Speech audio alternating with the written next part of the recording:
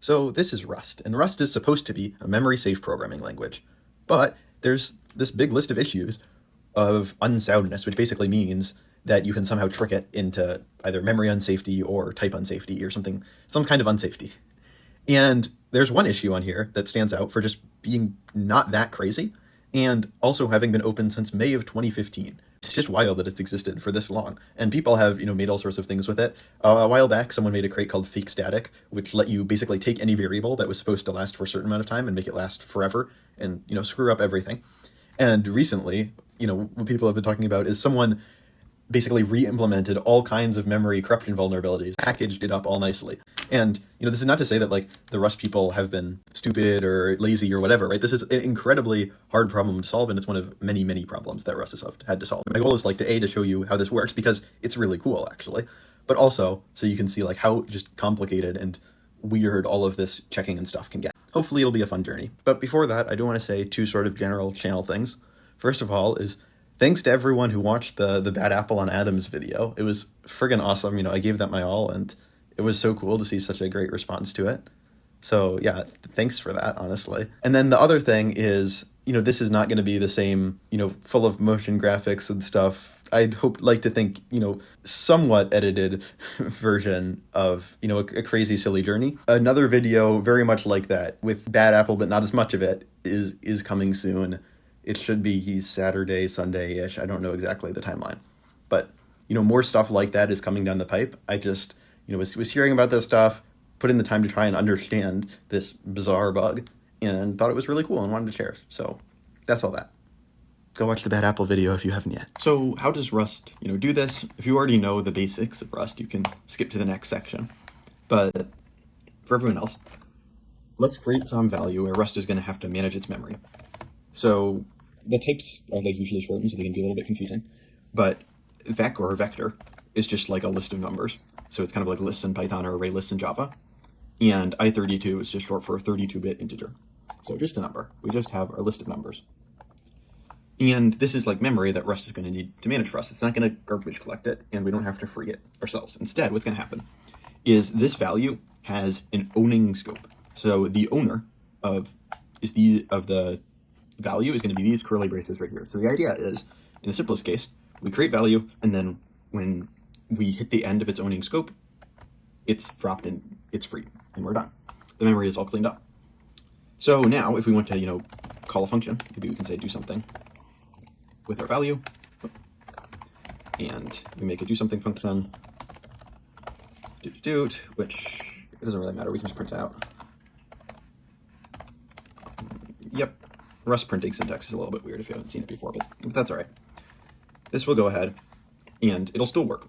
And what's happening here is we're taking value, right? Value is owned by this scope. When we call it here, and we just pass it normally, it gets moved into here.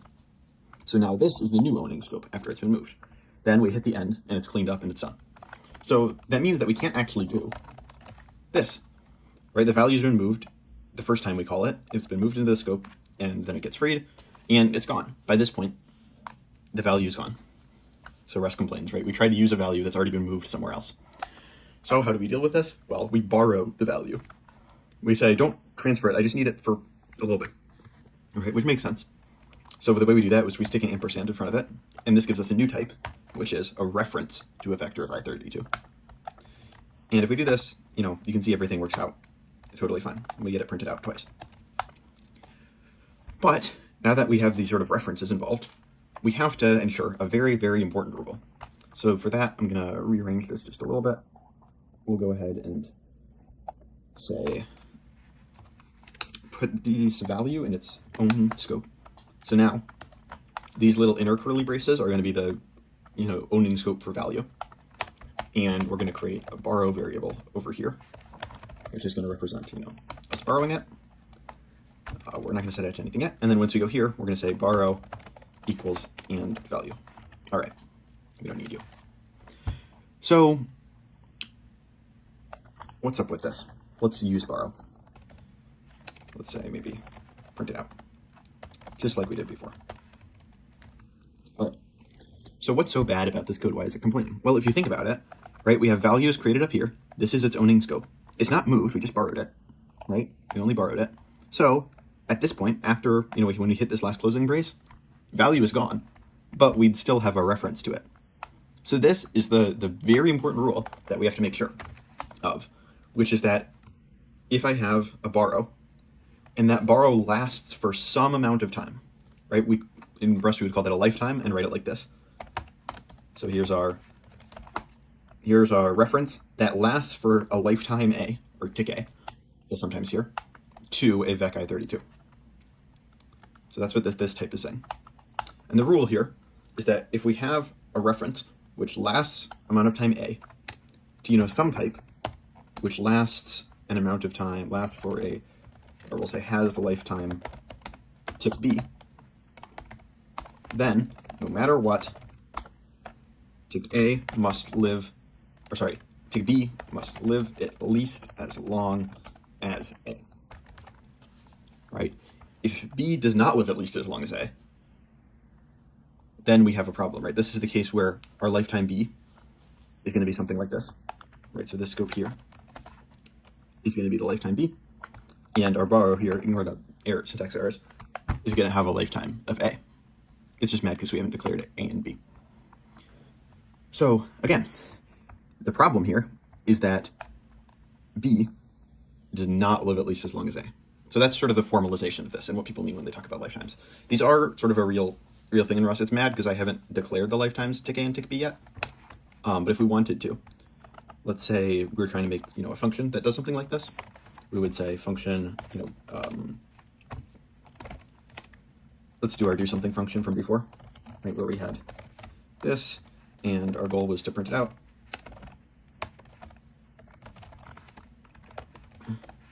Right, so we're just taking a vector and printing it out. We can even go ahead and use it here. When we made this, when we made this a borrow, everything is fine, but we never had to state the lifetime. And the reason we never had to state the lifetime is because the compiler secretly figured it out for us. What the compiler secretly did is it said, okay, this function is going to work for any lifetime tick A. I'm going to accept a reference that lasts for the lifetime tick A to a vector of numbers. Right, so this is just the syntax for that. It's the same as generics. So if I wanted to work for any type, I could do that. Okay, well, it's going to get mad because you can't print every type, but you get the idea. So what are we going to do now? Well, let's go back to when we were printing it out. And let's quickly talk about a very, very weird function.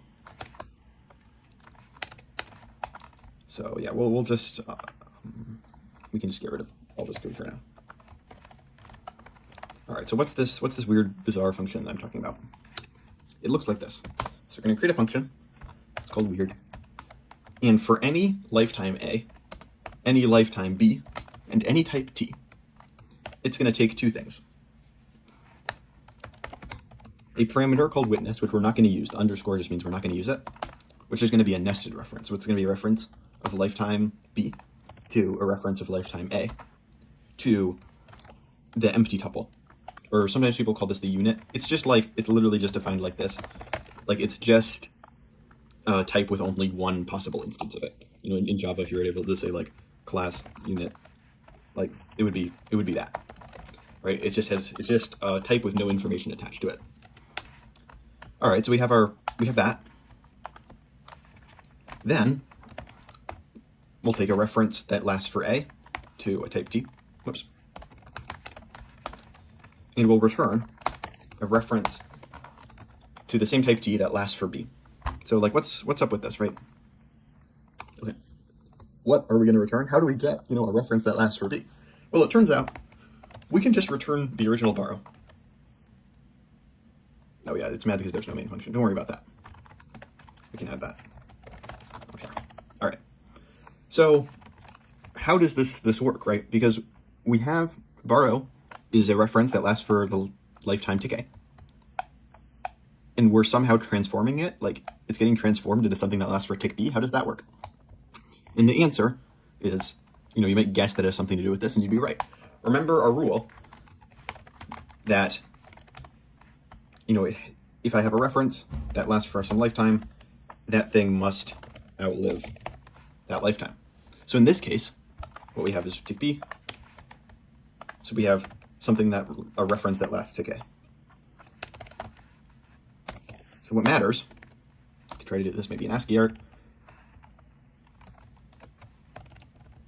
is that this lasts for tick b, right? Obviously it is. This lasts for tick a. So tick a must outlive tick b for this to be like a valid type. If I give you a reference of this type, which I have to when I call the function, then I know that tick a outlives tick b. In which case, doing this conversion from, AND tick a t to AND tick b t is totally fine, right? Because if I have a reference that lasts, that lasts, I guess I could just write it as, if I have an AND tick et and I want to turn it into an AND tick bt, that's totally fine, right? Why? Because I have something that lasts a really long time, and anything that lasts a long time would last, a short time, if you want to think about it that way. So it's just like a subtyping relationship, just like, every cat is an animal or whatever.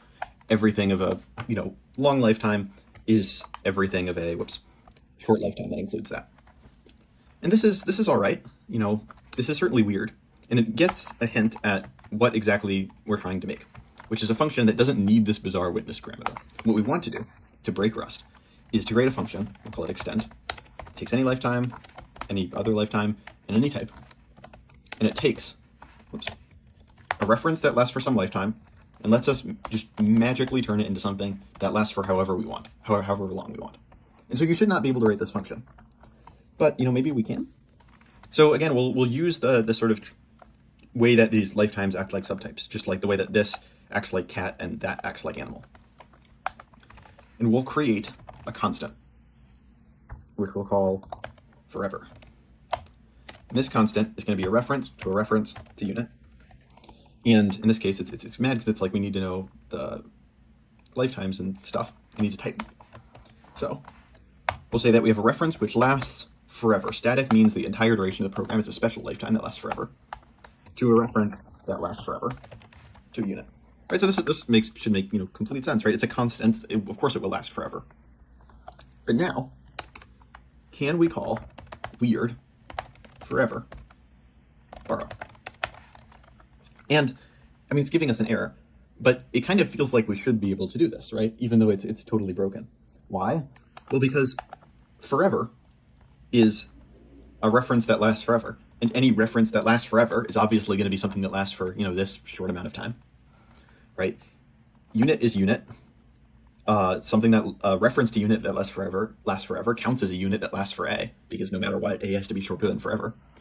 And a reference to that lasts forever is shorter than a reference to, a reference to antiquatus, right? No matter what, this counts as a valid that, right? Again, this is our animal, or this is our cat, sorry, and any cat is an animal. So it's still mad though. It's still mad. It's saying, the lifetime A has to outlive the lifetime B. If you ever see this syntax, that's what it means with the colon. The lifetime A has to outlive the lifetime B. So we're like, okay, fine. Is there a way around this? It turns out there is. And I've been bringing up, the subtyping of like cats and animals. There's one little trick that we have. So what I'm going to do is we'll say weird function equals weird. So now we're going to take the function weird itself and store it in a variable. And you can do this in Rust, there's no problems. It's going to have a type of function from and tick b and tick a unit and tick a t and tick b t, right?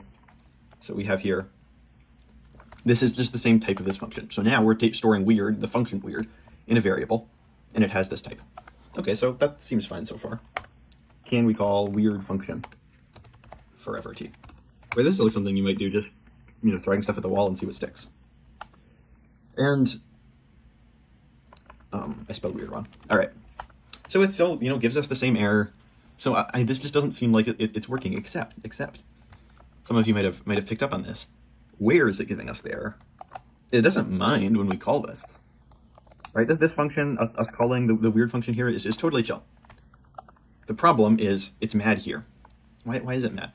Well, it's mad because for this type to be like a thing that exists, A has to outlive B, right? So in this case, what happens when you define it in a function is the compiler is like, okay, well, the caller will just have to guarantee that A outlives B. Right, remember, creating this function, like as a parameter, we had no problems.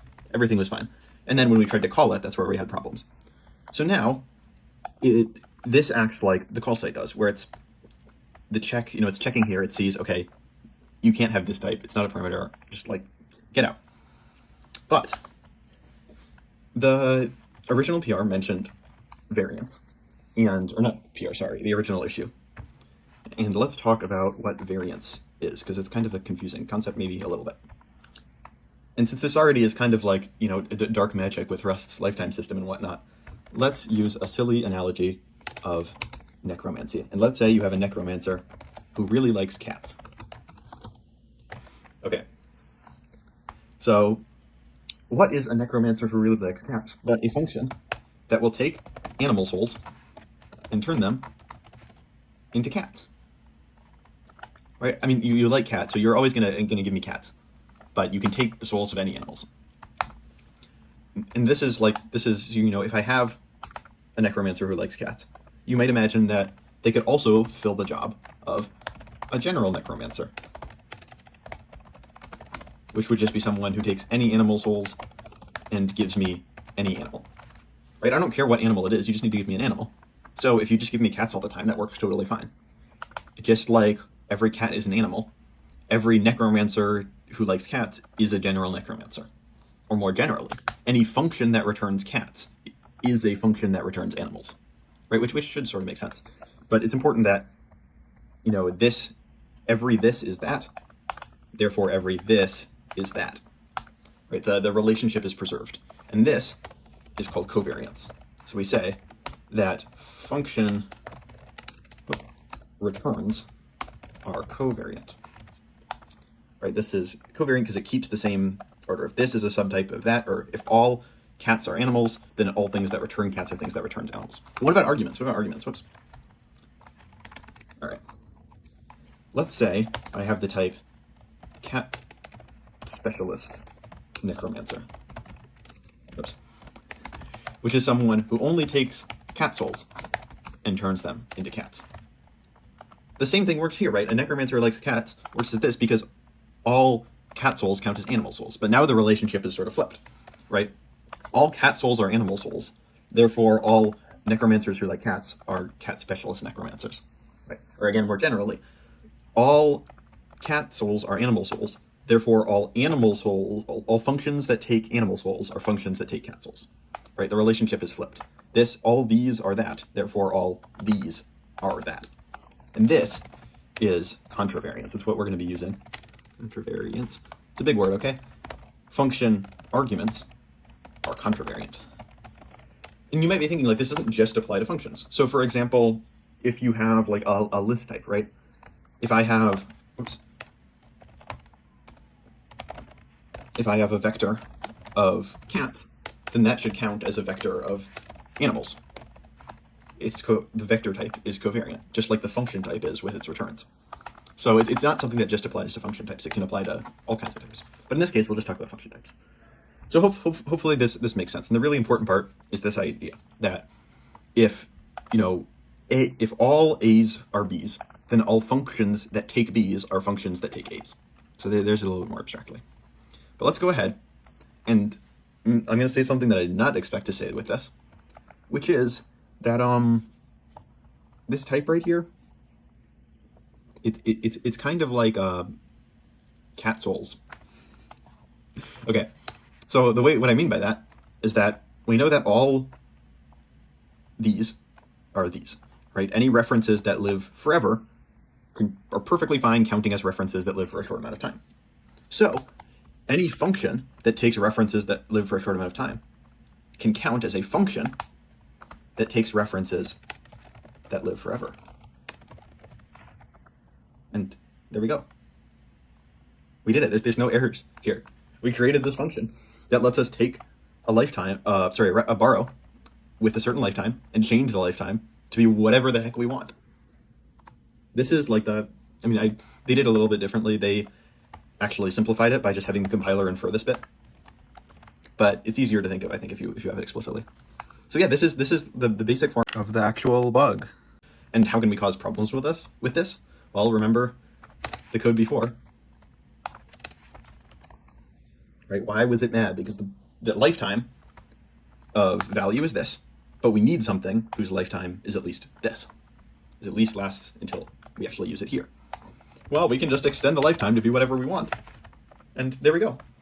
And now, if we try to measure it, we'll probably just get uninitialized garbage.